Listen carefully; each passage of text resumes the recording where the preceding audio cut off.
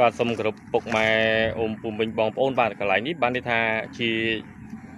លបងចំហៀងខាងកើតបាទលបងចំហៀងខាងកើតនេះក៏យើងត្រូវមានកតសផ្ដាច់ដូចលបងនៅខាងក្រោយដែរកន្លែងនេះយើងផ្ដាច់ដែរបាទ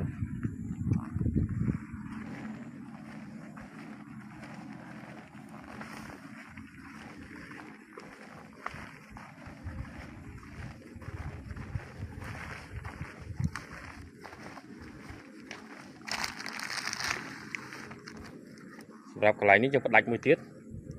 ចំហៀងខាងកើតនេះយើងយកប្រមាណប្រឡោះដូចគ្នាបាទ1 2 3 4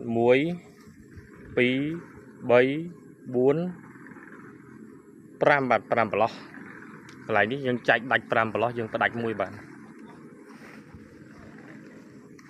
ហើយអា2នេះតាមទៀតអា2នេះ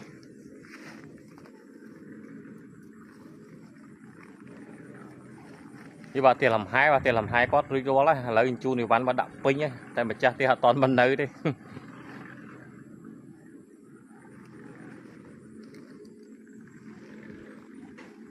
បាទហើយសូមគោរពជូនពរពុកម៉ែអ៊ំពុំវិញបងប្អូនទាំងអស់មានសុខភាពល្អមានសុភមង្គលរកស៊ីទទួលទានមានបានគ្រប់គ្រាបាទសូមអរគុណច្រើនពីខ្ញុំបាទចង្រាសូមគោរពលាបាទ